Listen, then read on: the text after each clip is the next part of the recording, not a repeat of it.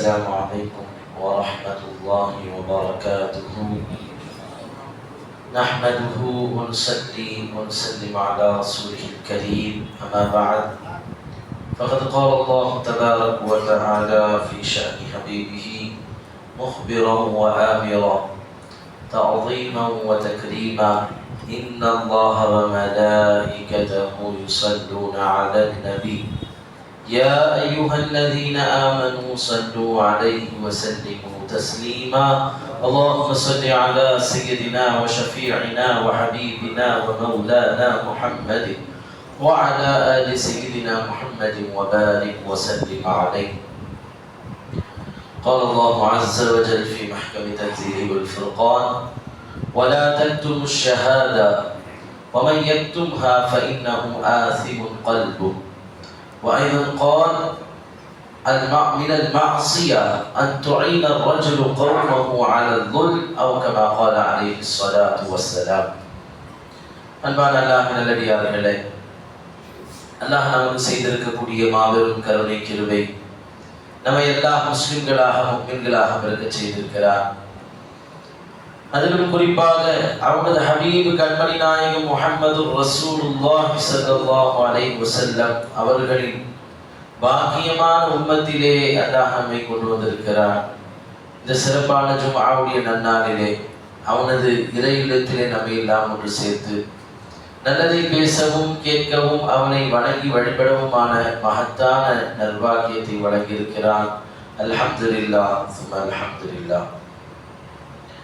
அன்பானவர்களே, ஒரு முஃமின் தன்னுடைய வாழ்க்கையில், இந்த உலக வாழ்வில்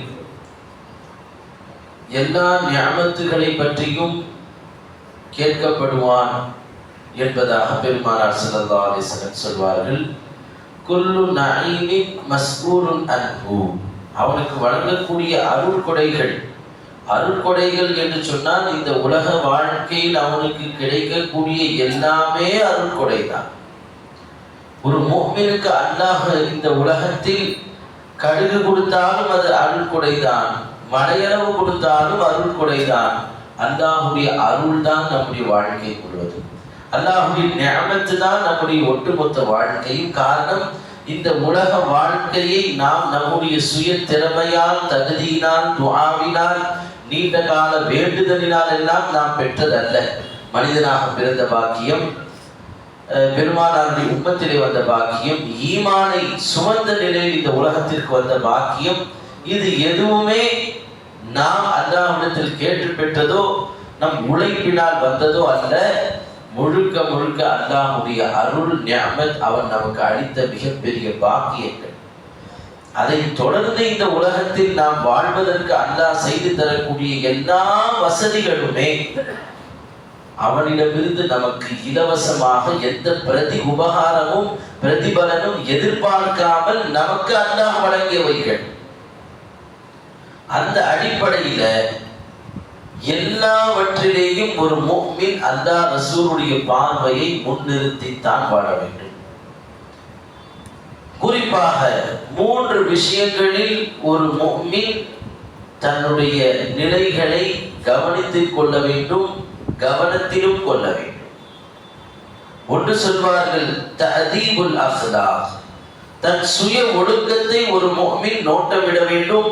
நான் நல்லவனா கெட்டவனா, என் செயல்கள் நல்ல செயல்களா கெட்ட செயல்களா, இந்த ஒரு பார்வை, தன்னுடைய செல்ஃப் அசஸ்மெண்ட், தன்னுடைய சுய பரிசோதனை ஒரு முஃமினுக்கு எல்லா காலத்திலும் இருக்க வேண்டும்.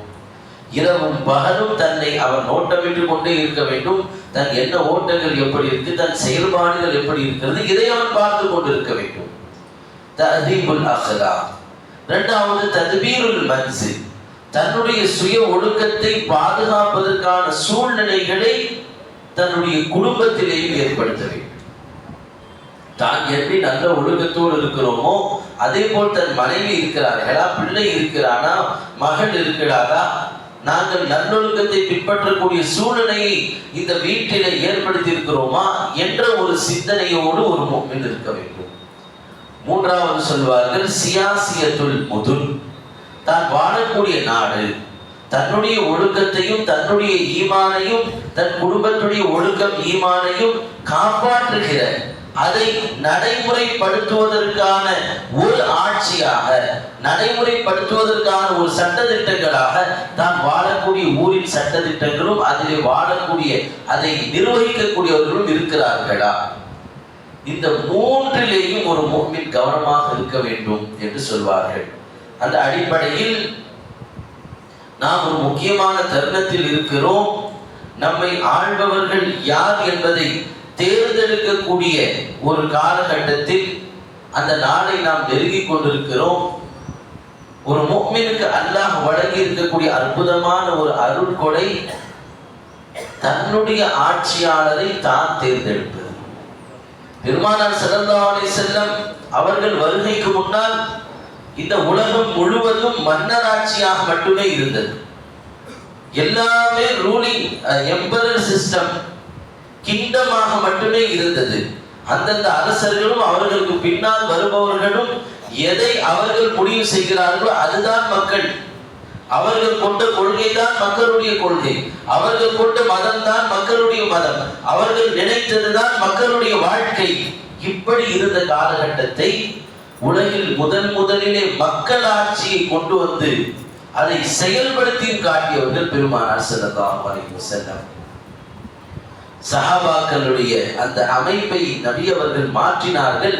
ஹலீஃபாக்களை தேர்ந்தெடுக்கும் முறையை சொன்னார்கள். அந்த அடிப்படையிலே இஸ்லாமிய சாம்ராஜ்யம் 4 ஹலீஃபாக்களை தாண்டி அந்த ஹிலாஃபத்தை மக்களாட்சியில் நிலைநிறுத்துவதற்காக பெருமானார் ஸல்லல்லாஹு அலைஹி வஸல்லம் அவர்களுடைய அருமை திருப்பேரர் சையதுனா ஹுசைன் ரலியல்லாஹு அன்ஹு அவர்களும் நபியினுடைய திருக்குடும்பத்தார்களும் நிராயுதபாணியான நிலையிலே கர்பலாவிலே ஷஹீதாக்கப்பட்டார்கள். இந்த ஜனநாயகத்தை காப்பாற்றுவதற்காக வேண்டி பல்வேறு விதமான உயிர் தியாகங்கள் இஸ்லாத்திலே நடந்திருக்கின்றன. எனவே அந்த ஜனநாயகம் மன்னராட்சி மக்களாட்சியாக மாறும் பொழுதுதான் எல்லா மக்களும் எல்லா உரிமைகளையும் சமமாக அவர்களால் அனுபவிக்க முடியும். மக்களால் தேர்ந்தெடுக்கப்படக்கூடிய அந்த ஜனநாயக ஆட்சி அரபியிலே ஹிலாஃபத் என்ற சிஸ்டத்திலே இருக்கிறது. எனவே ஒரு ஹலீஃபாவை தேர்ந்தெடுப்பது எப்படி சுன்னத்தோ அதை போல் நமக்கான சரியான ஆட்சியாளரை தெரிவு செய்வதும் அவசியமாக இருக்கிறது. எனவே நாம் நம்முடைய வரக்கூடிய இந்த தேர்தலில் நம்முடைய ஓட்டுகளை 100% முழுமையாக ஓட்டு போடுவதை நாம் உறுதி செய்ய வேண்டும். இது ஒரு வகையான ஒரு சாட்சியம் கூறுதல். அல்லாஹ் குர்ஆனில் சொல்வான், வலா தக்துமு ஷஹாதா, சாட்சியாளராக நீங்கள் இருக்கக்கூடிய நேரத்தில் அந்த சாட்சியத்தை நீங்கள் மறைத்து விடாதீர்கள். நீங்கள் தான் சாட்சி சொல்லக்கூடியவர்கள். அந்த நேரத்தில் உங்கள் சாட்சி சரியான முறையில் நீங்கள் வெளிப்படுத்துங்கள். நீங்கள் அதை வெளிப்படுத்தாமல் இருந்தால் வமன் யக்தும்ஹா ஃபஇன்னஹு ஆதிமுன் கல்பு, அந்த சாட்சியத்தை வெளிப்படுத்தாமல் மறைக்கக்கூடியவர் அவர் உள்ளத்திலே பாவம் செய்கிறார் என்பதற்கு அடையாளம். எனவே நமக்கான, நம்மை சார்ந்தவர்களுக்கான ஒரு ஆட்சியாளரை தேர்வு செய்வதில் நாம் தகுதி படைத்தவராக இருந்தால் அந்த பங்களிப்பை முழுமையாக நிறைவாக நாம் செய்ய வேண்டும். அதை சில பேர் நாங்கள் புறக்கணிக்கிறோம். அதெல்லாம் என்ன பெரிய விஷயமா, என்னுடைய ஒரு ஓட்டினால் என்ன ஆகிவிடப் போகிறது, இது போன்ற சிந்தனைகள் எதிர்மறையான சிந்தனைகள். இது மாதிரியான எண்ணங்கள் தவறான எண்ணங்கள். நம்ம கையிலே அல்லாஹ் ஒரு அதிகாரத்தை, ஒரு வாய்ப்பை தந்திருக்கும் பொழுது அந்த வாய்ப்பை நிறைவேற்றுவது என்பது ஒரு மூமினுடைய கடமை. எனவே நாம் ஒவ்வொருவரும் கட்டாயமாக வாக்களிக்க வேண்டும். தேர்தலில் நம்முடைய அந்த வாக்கை நிறைவேற்ற வேண்டும். இது ஒரு அமானிதம் என்பது மட்டுமல்ல, அல்லாஹ் நமக்கு வழங்கி இருக்கக்கூடிய நிஅமத். நீங்க பாருங்க, இஸ்லாமிய நாடுகளிலும் கூட இன்னைக்கு ஒரு ஆலிமாக இங்கே நின்று இது போல் எத்தனையோ ஜும்ஆவுடைய மேடைகள் பிரசங்கங்கள் நின்று ஆலிம்கள் தன்னுடைய மக்களுக்கு என்ன தேவையோ அதை சொல்லிக் கொண்டிருக்கிறார்கள். இந்த உரிமையும் சுதந்திரத்தையும் ஜனநாயக ஆட்சியாக இருப்பதனால் தான் நாம் அதை பெற்றுக் கொண்டிருக்கிறோம். இதே விஷயத்தை இஸ்லாமிய கண்ட்ரீஸ் நாம பார்த்தோம்னு சொன்னா, அங்க இருக்கக்கூடிய மினிஸ்ட்ரி ஆஃப் அவுகாஃப், அந்த வக்ஃபினுடைய அமைச்சகம் ஒவ்வொரு வாரமும் உலமாக்களுக்கு ஒரு கண்டென்ட்டை கொடுக்கும். அதை அப்படியே தூக்கி வச்சு மெஹராப்ல நின்று இப்படி வாசிக்கிட்டே போயிடணும், அவ்வளவுதான். பிரச்சனை இல்லைதான். ஒரு வகையில பார்த்தா இமாம்கள் ஒரு வாரமா சிந்திச்சு மக்களுக்கு இதை சொல்லணுமா அதை சொல்லணுமா, இந்த பாயிண்ட் எடுக்கணுமா, இந்த சம்பவத்தை சொல்லணுமா, அதை 25-30 நிமிஷத்துக்குள்ள முடிக்கணுமா, அதை எந்த இடத்தை தூக்கணும், எந்த இடத்தை பிச்சை குறைக்கணும், எதை மக்களுக்கு நளினமாக சொல்லணும், இவ்வளத்தையும் யோசிச்சு நம்முடைய சிந்தனை மண்டலா சூடாகி இந்த ஒரு ஜும்மாவை முடிப்பதற்குள்ள ஒரு வருத்து வந்து நாங்கள் ஆளுங்கள். அந்த எந்த விதமான டென்ஷனும் அங்கே இருக்கக்கூடிய உலமாக்களுக்கு கிடையாது.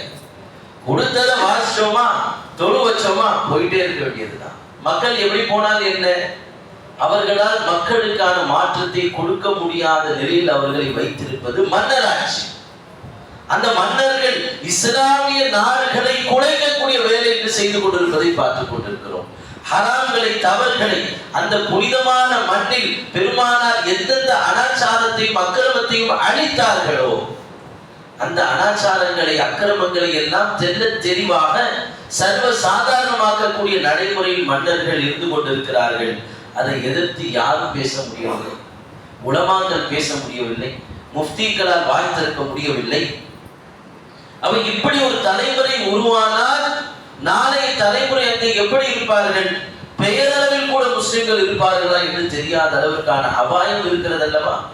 அந்த அபாயம் நம்முடைய நாட்டில் இல்லாமல் நாம் சரியானதை மக்களுக்கு கொண்டு போய் சேர்ப்பதற்கும் ஒரு விழிப்புணர்வை தருவதற்கும் கருத்தை நல்லபடியாக கொண்டு போய் மக்களுடைய உள்ளத்தில் விதைப்பதற்கும் சுதந்திரம் தரக்கூடியது இந்த ஜனநாயக ஆட்சி தான். இந்த டெமோக்ராட்டிக் ரூலிங் இருக்கிறது, டெமோக்ராட்டிக் அட்மினிஸ்ட்ரேஷன் இருக்கிறது. இதுதான் எல்லா மக்களுக்கும் சம உரிமை தரக்கூடியதாக இருக்கிறது என்ற அடிப்படையில் நாம் நம்முடைய ஓட்டுக்களை முழுமையாக 1% கூட நாமாக இருக்கட்டும், நம் மனைவியாக இருக்கட்டும், நம் பிள்ளைகளாக இருக்கட்டும், வயதானவர்களாக இருக்கட்டும், அவர்களுக்கு சில நேரத்தில் வீட்டிலே வந்து ஓட்டுக்களை சேகரித்துக் கொண்டு செல்லக்கூடிய பல வழிகள் இருக்கின்றன. அத்தனையும் நாம் நிறைவேற்ற வேண்டும். யாருடைய ஓட்டை கொண்டு என்ன மாற்றத்தை அல்லாஹ் ஏற்படுத்துவார் என்பது நமக்கு தெரியாது. எனவே இது ஒரு செய்தி. நாம் தேர்தலில் ஓட்டுக்களை முழுமையாக நாம் செலுத்த வேண்டும். அடுத்து நம்முடைய ஆட்சியாளரை தெரிவு செய்யும் பொழுது ஒரு முஃமினுடைய உணர்வு என்னவாக இருக்க வேண்டும்? எந்த ஒரு ஆட்சியாளர் வந்தால் என்னுடைய தீனும் மார்க்கமும் ஈமானும் பாதுகாப்பாக இருக்குமோ அவர்தான் ஆட்சியாளராக இருக்க வேண்டும். இன்னைக்கு நாம பார்க்கலாம், தேர்வு செய்வதற்காக முன்னால் இருப்பவர்கள் நிறைய பேர் இருக்கிறார். எத்தனை முனை போட்டி, இத்தனை முனை, அத்தனை முனை, பல முனை போட்டியாக போயிட்டு இருக்கு. ஆனாலும் ஒரு மூமின் தெளிவாக இருக்க வேண்டும். பெருமானார் ஸல்லல்லாஹு அலைஹி வஸல்லம் சொல்வார்கள், நீங்கள் உங்களுடைய ஆட்சியாளரை தேர்ந்தெடுக்கும் பொழுது நல்லவரை தேர்ந்தெடுங்கள், நல்லவரை நீங்கள் தேர்ந்தெடுங்கள். இப்ப நல்லவரை நாம் எங்க போய் தேர்ந்தெடுக்கிறது? எந்த தராசுல கொண்டு போய் நிறுத்துறது? நம் முன்னால் இருக்கக்கூடியவர்கள் நல்லவர்கள், பரிசுத்தமானவர்கள், நேர்மையானவர்கள், நாணயமானவர்கள் பார்த்தா இன்றைய சூழ்நிலையில் அந்த ஸ்லாப்ல ஒருவரும் கிடையாது. ஆட்சியாளர்கள் எப்படி இருக்கிறார்கள், மக்கள் எவ்வளியோ அரசனும் அவ்வளிதான். நம்மளே நிறைய மாற்றங்கள் இருக்கிறது, நிறைய நற்குணங்கள் இல்லாமல் இருக்குது. நமக்கு வருபவர்களும் அப்படித்தான் இருப்பார்கள். ஆனால் அதிலே யார் சிறந்தவர்கள்? இமாம்கள் சொல்வார்கள், இதற்குரிய பலியதைனி, உனக்கு 2 சோதனைகள் ஒரே நேரத்தில் வந்தால் நீ என்ன செய்ய வேண்டும்? 2ல ஏதாவது ஒன்று செலக்ட் பண்ணி தான் ஆகணும். ஆனால் 2மே முசீபத்து தான். இப்ப நீ எதை எடுக்க வேண்டும் தெரியுமா? ஃபக்தர் பி ஐஸரிஹிமா, அந்த 2 முசீபத்தில் எந்த முசீபத் கம்மியாக இருக்குதோ அதை தேர்ந்தெடுத்துக்கொள். இவனும் முசீபத்து தான், அவனும் முசீபத்து தான். ஆனால் உனக்கு வரக்கூடிய முசீபத், உனக்கு அதில் இருந்து பாதகம் குறைவானதை நீ தேர்ந்தெடுக்க வேண்டும் என்று இமாம்கள் நமக்கு சொல்வார்கள். அந்த அடிப்படையில் ஊழல் ஆட்சி, எல்லாத்திலும் ஊழல் இருக்கு. குடும்ப ஆட்சி, எல்லா இடத்திலும் குடும்பம் இருக்கிறது. மக்களை மயக்கும் ஆட்சி, எல்லா இடத்திலும் மயக்கம் இருக்கிறது. முறைகேடுகள், எல்லா இடத்திலும் முறைகேடு இருக்கிறது. வழக்குகள், எல்லா இடத்திலும் வழக்குகள் இருக்கிறது. எந்த ஸ்லாப் வச்சு நாம பார்க்க முடியும்? அப்ப நாம் தேர்வு செய்யக்கூடியவர்கள் நாம் ஈமானுக்கு பாதகம் இல்லாதவர்களாக இருக்க வேண்டும். நம்முடைய தொழுகைகள், நம்முடைய இபாதத், நம்முடைய நல்வணக்கங்கள், நம்முடைய உரிமைகளில் கை வைக்காதவராக இருக்க வேண்டும். நம்மகிட்ட எவ்வளவு காசு அவர் எடுத்துட்டு போலாம், பிரச்சனை இல்லை. ஆனால் ஈமான் போய்விட்டால் அதை விட கோடான கோடி காசு பழங்கலாம் பெரிய விஷயம். நம்முடைய வீடுகளை அவர் சேதப்படுத்தி இருக்கலாம், பிரச்சனை இல்லை. நம் ஈமான் போய்விட்டால், நம்முடைய ஈமானுக்கு பாதகம் வந்து விட்டால், அந்த ஈமானை மறுபடியும் நாம் மீட்டெடுப்பது என்பதே மிகவும் பாரதூரமான விஷயமாக இருக்கிறது. எனவே நாம் நம்முடைய பள்ளிகளை பாதுகாக்கக்கூடியவர்கள், மதரசாக்களை பாதுகாக்கக்கூடியவர்கள், நம்முடைய உரிமைக்கு குரல் தரக்கூடியவர்கள்.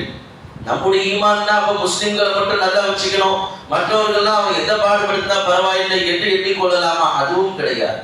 மற்ற மக்களையும் அதிக அளவிற்கு, பெரும்பாலும் எல்லா மக்களுக்கும் 100% எல்லாத்துக்கும் நல்ல ஆட்சியை தரக்கூடியவராக இருக்க முடியுமா இன்றைய காலத்தில்? அதுவும் கிடையாது. பெரும்பாலும் மக்களுக்கு நிறைவான வசதிகளை, மக்களுக்கு தேவையான வசதிகளை, உரிமைகளை தரக்கூடியவர்களுக்கு நாம் ஆட்சி நாம் அவர்களுக்கு ஓட்டளிக்க வேண்டும். குறிப்பாக இன்று மோகத்தில் அலைந்து கொண்டிருக்கக்கூடிய ஒரு கூட்டத்தை நாம் பார்க்கிறோம். யாரோ ஒருவர் புதிதாக வந்திருக்கிறார், அவர் நான் வந்தால் இதையெல்லாம் செய்வேன் என்று சொல்கிறார். அவரை நான் பல வருடங்களாக திரையிலே பார்த்து பழகிவிட்டேன், அதனால் அவர் இருக்கக்கூடிய உள்ளத்திலே வேறு யாருக்கும் இடம் கொடுக்க மாட்டேன் என்று ஒரு பெருங்கொண்ட கூட்டம், ஒரு கற்பனை கூட்டம் ஒன்று கண் முன்னால் இருப்பதை பார்க்கிறோம். அந்த கூட்டத்தை விட்டும் நாம் எச்சரிக்கையாக இருக்க வேண்டும். இன்னைக்கு ஒரு சினிமா எப்படிப்பட்ட மோசமான தாக்கத்தை ஏற்படுத்திவிட முடியும் என்பதை இன்றைய காலத்தில் நாம் உணர்ந்து கொண்டிருக்கிறோம். இத்தனை வருஷமா சினிமா பார்த்தார்கள், சினிமாவை ஹராம், சினிமாவை தவறு என்று உலமாக்கள் ஒரு பக்கம் சொல்லிக் கொண்டிருக்க, அதையெல்லாம் கண்டுக்காமல் வீட்டுக்கு வீடு டிவிகளும் இரவு பகல் பார்க்காமல் அதிலே நாடகம், சீரியல் எல்லாம் ஓடிட்டு இருந்துச்சு. ஆனால் இன்று அதனுடைய பேராபத்து எங்கே வந்து நிற்கிறது? அந்த ஒருவனை நேரில் பார்ப்பதற்காக என் பச்சில குழந்தை இழக்க தயார். அந்த ஒருவனை நான் நேரில் பார்ப்பதற்கு என் கணவனை தடை போட்டாலும் அவனை விட்டு விலக தயார். அந்த ஒருவனை பார்ப்பதற்காக என் தாய் தந்தை தடுத்தாலும் அவர்களை நான் உதறி தள்ள தயார். இது ஒருவன் மீது இருக்கக்கூடிய நேசமா? இந்த நேசம் ஒரு மூமினுக்கு இருக்க வேண்டும். அது யார் மீது இருக்க வேண்டும்? அல்லாஹ்வின் மீதும் ரசூலின் மீதும் இருக்க வேண்டும். உண்மையிலே இந்த மாதிரி சில சம்பவங்கள் நடக்கும் பொழுதுதான் சஹாபாக்கள் நபியை எப்படி நேசித்திருப்பார்கள் என்பதை நம்மால் தத்ரூபமாக விளங்க முடிகிறது. ஒரு பெண்மணி வருகிறார்கள், போர்க்காலத்தில் எல்லோரும் அவர்கள் வீட்டு பிள்ளை அனுப்புறாங்க. தாட்ட ரசூலுக்கு கொடுப்பதற்கு ஒன்றுமே இல்லையே, என்ன செய்வது? தன் கை குழந்தையை தூக்கிட்டு வர்றான். பெருமானார் ஸல்லல்லாஹு அலைஹி வஸல்லம் அவர்களிடத்தில் வந்து சொல்கிறார்கள், யா ரசூலல்லாஹ், என்னுடைய இந்த கை குழந்தை நீங்கள் போரிலே பயன்படுத்திக் கொள்ளுங்கள். ரசூல் ஸல்லல்லாஹு அலைஹி வஸல்லம் கேட்டாங்க, ஏம்மா குழந்தையை வச்சு நான் என்னமா போர் செய்ய முடியும்? குழந்தையை நான் போரில் என்னவாக பயன்படுத்திக் கொள்ள முடியும்? அப்ப அந்த பெண்மணி சொன்ன வார்த்தை, யா ரசூலல்லாஹ், உங்களை நோக்கி எதிரிகள் அம்பை எறிவார்கள் அல்லவா? அந்த அம்பை உங்களை நோக்கி வரும் பொழுது தடுத்துக் கொள்வதற்கு இந்த குழந்தையை நீங்கள் கேடயமாக பயன்படுத்திக் கொள்ளுங்கள். இந்த குழந்தையை நீங்கள் ஷீல்டாக ஆக்கிக் கொள்ளுங்கள். என்னால் தங்களுக்கு எதையாவது கொடுத்து விட வேண்டும் என்ற ஆசை இருந்தாலும் கொடுப்பதற்கு ஒன்றும் இல்லை. என் கை குழந்தை உங்களுக்கு அர்ப்பணிக்கிறேன். என்ன மாதிரியான ஈமான்!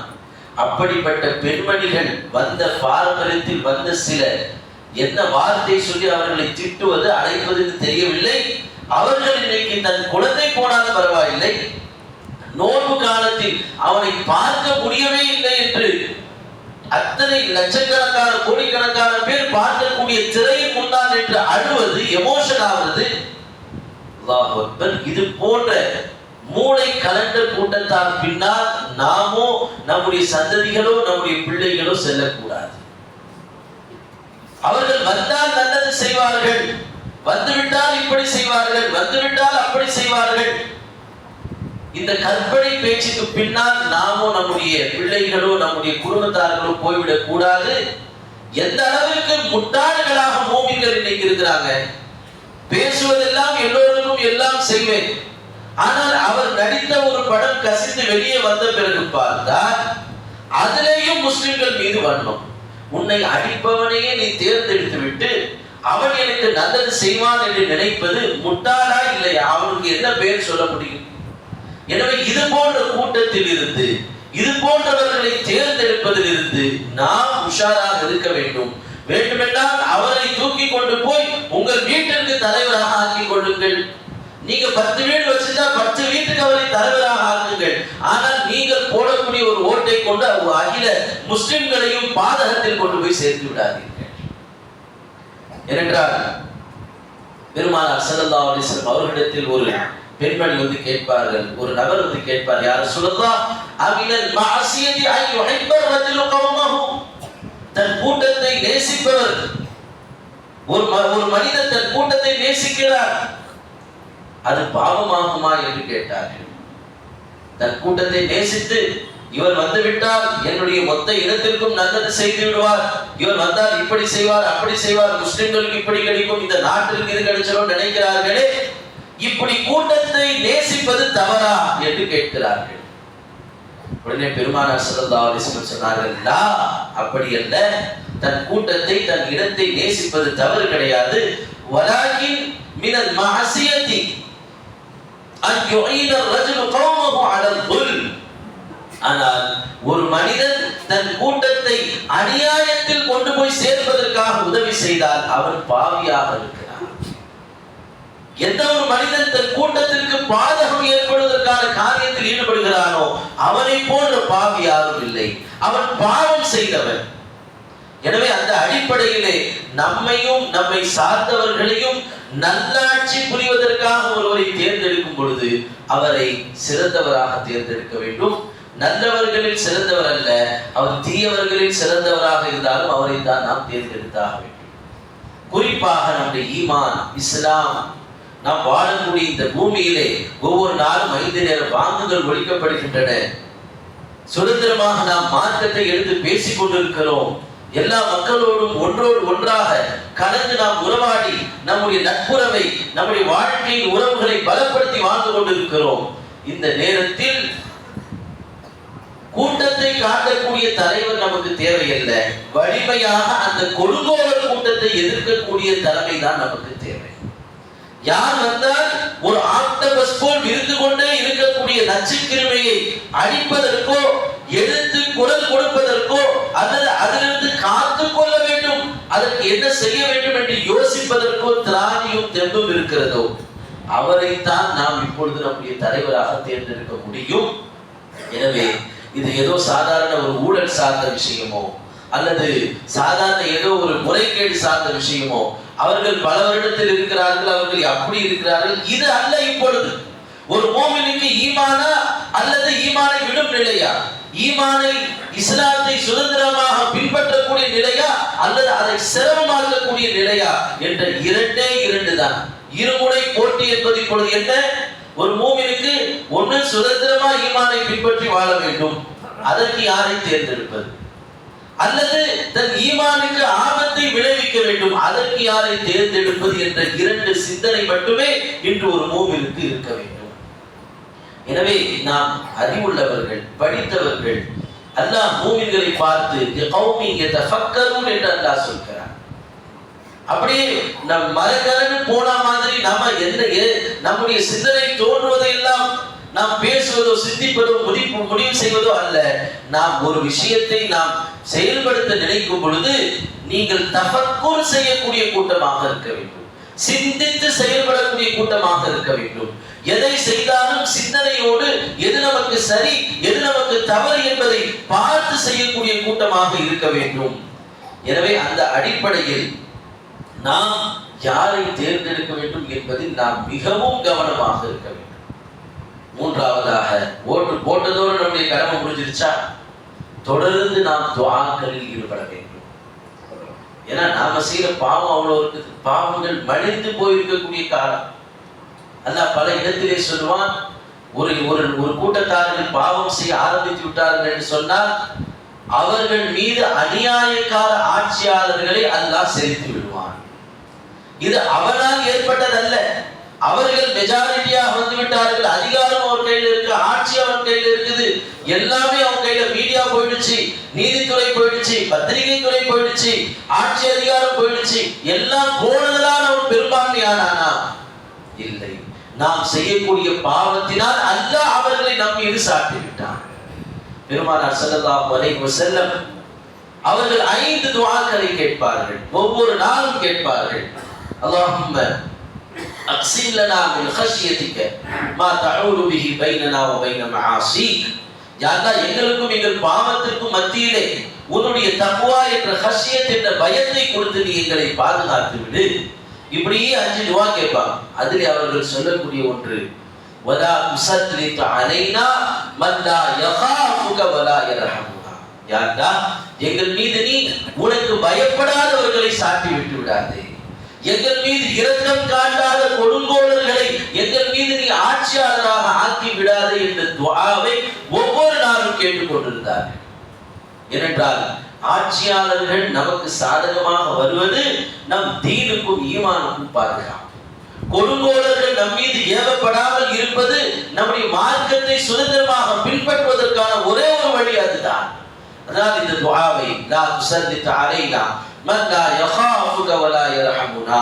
யா அல்லாஹ், அக்கிரமக்காரர்களை, அநியாயக்காரர்களை, கொடுங்கோலர்களை நீ பெரும்பான்மையாக்கி விடாதே. அவர்களை எங்கள் மீது நீ சாட்டி எங்கள் பாவத்தினால் சோதனைகளை கொண்டு பிடித்து விடாதே என்ற துஆவை ஒரு முஃமின் ஒவ்வொரு நாளும் கேட்க வேண்டும். அல்லாஹ் நாடினால் யாரிடமும் கொடுப்பான். குலில்லாஹும்ம மாலிகல் முல்கி து'த்தில் முல்க மன் தஷா வ தன்ஸிஉல் முல்க மிம்மன் தஷா. யா அல்லாஹ், நீ எப்படிப்பட்ட மாலிகுல் முல்க், அரசர்களுக்கெல்லாம் அரசர். நீ நாடியவர்களுக்கு அரசாட்சி தருவாய், நாடியவர்களிடமிருந்து அரசாட்சி பிடுங்குவாய். இது உன்னுடைய கரத்தில் இருக்கிறது. வதுஇஸு மன் தஷா வதுதில்லு மன் தஷா. நீ நாடியவர்களை கண்ணியப்படுத்துவாய். அவன் குப்பையில் இருந்தவனாக இருந்தாலும் நீ நாடினால் அவனை மாணிக்கமாக காட்டுவதற்கு முடியும். அதே நேரத்தில் ஒருவன் மாணிக்கம் போல் இருந்தாலும் அதை குப்பையாக ஆக்கி கீழே தள்ளுவதற்கு முன்னால் முடியும். ரப்பே பியதிகல் கைர், உன்னிடத்தில் தான் எல்லா நலவுகளும் இருக்கின்றன, எங்களுக்கு நலவு செய்து விடு என்று ஒரு மூமின் ஒவ்வொரு நாளும் துஆ கேட்க வேண்டும். ஓட்ட போட்டுட்டோம், எல்லாமே முடிஞ்சிருச்சு, இனிமே நமக்கு சாதகமா வந்தா என்ன, பாதகமா வந்தா என்ன, நாம வாழ்ந்து விடலாம் என்ற உணர்வு இருக்கிறதே, அது அல்லாஹ்வை மறந்து வாழக்கூடிய வாழ்க்கை. எல்லாரும் நம்முடைய ஜனநாயக கடமையை நிறைவேற்றி விட்டாலும் கூட இறுதி ரிசல்ட் என்பது தேர்தல் அதிகாரிகளுடைய எண்ணிக்கையில் இல்லை, அல்லாஹ்விடத்தில் இருந்து அது வர வேண்டியிருக்கிறது. எனவே ஒவ்வொரு நாளும் நாம் அல்லாஹ்வுடைய சமூகத்தில் தொழுகையின் மூலமாக, தௌபாவின் மூலமாக, இஸ்திக்ஃபாரின் மூலமாக அல்லாஹ்விடத்தில் கெஞ்சி மன்றாடி தஹஜ்ஜுகளை தொழுது நாம் அல்லாஹ்விடத்தில் நல்லாட்சி கோர வேண்டும். இன்னொரு பக்கம் நாம நினைக்கிறோம், இவர் வந்தால் நமக்கு நன்மை செய்வார், அவர் வந்தால் நமக்கு தீமை செய்வார். இதுவும் அல்லாஹ்வுடைய கையில் தான் இருக்கிறது. வெளிரங்கத்துல பார்க்கும் பொழுது நாம யாரு நல்லவர்னு செலக்ட் பண்ணி ஒரு ஓட்டை போட்டுருவோம். ஆனால் அல்லாஹ் நாடினால் அவரை கொண்டு தீமை வர வைக்கவும் முடியுமா இல்லையா? இதுவும் அவன் கருத்தில் தான் இருக்கிறது. அதனால் ஒரு மூமினுடைய ஈமானும் நம்பிக்கையும் ஒரு கட்சியின் மீதோ, ஒரு ஆட்சியின் மீதோ, ஒரு பாரம்பரியத்தின் மீதோ கிடையாது. நம்முடைய ஈமானும் நம்பிக்கையும் அல்லாஹ்வின் மீது இருக்கிறது, அவருடைய ரசூலின் மீது இருக்கிறது. அவர்கள் தந்த அந்த ஈமானை பாதுகாப்பதற்கு நம் கண்ணுக்கு முன்னால் யார் மிகச் சிறந்தவர்களாக தெரிகிறார்களோ அவர்களை நம்முடைய ஜனநாயக கடமையின் அடிப்படையில் தெரிவு செய்கிறோம், செயலாற்றுகிறோம், ஓட்டு போடுகிறோம், தேர்தலில் நாம் போய் நம்முடைய கடமையை நிறைவேற்றுகிறோம். அதற்கான ரிசல்ட்டை அல்லாஹ்விடத்திலிருந்து நாம் எதிர்பார்க்கிறோம். இதுதான் ஒரு முஃமினுடைய ஈமானாக இருக்க வேண்டும். எல்லாம் ரப்பல் ஆலமீன் நமக்கு நல்லாட்சி ஏற்படுத்தி தருவானாக. இப்படி முட்டாள்தனமாக இருக்கக்கூடிய மூமின்களுக்கும் உணர்வையும் நல்ல சிந்தனையும் அல்லாஹ் தருவானாக. நல்லாட்சியாளர்களை தெரிவு செய்யக்கூடிய அறிவாற்றலை அல்லாஹ் நமக்கு வழங்குவானாக. அவர்கள் மூலமாக இந்த மண்ணிற்கும் இந்திய தேசம் முழுவதற்கும் சிறந்த ஆட்சி அமைவதற்கும் கொடுங்கோலர்கள், அரக்கர்கள், மக்களை பிரித்தாளக்கூடியவர்கள் பல்வேறு வகையிலே சூழ்ச்சிகளின் மூலமாக, சட்டங்களை அவசரமாக அமல்படுத்துவதன் மூலமாக மக்களுக்கு கெடுதல் செய்ய நினைப்பவர்களை அல்லாஹ் தஆலா கேவலப்படுத்தி அப்புறப்படுத்தி அவர்களை ஆட்சி அதிகாரங்களுக்கு நீக்கி அருள்வானாக. வாழும் காலமெல்லாம் நம் பாவத்தின் காரணத்தினால் எந்த விதமான சோதனைகளையும் ரப்பிடமிருந்து எதிர்கொண்டு விடாமல் சதா தௌபாவிலும் மன்னிப்பிலும் அவனுடைய பாதுகாப்பை பெறக்கூடிய நன்மக்களாக ஆக்கி அருள்வானாக. ஆமீன். وآخر دعوانا أن الحمد لله رب العالمين. السلام عليكم ورحمة الله وبركاته.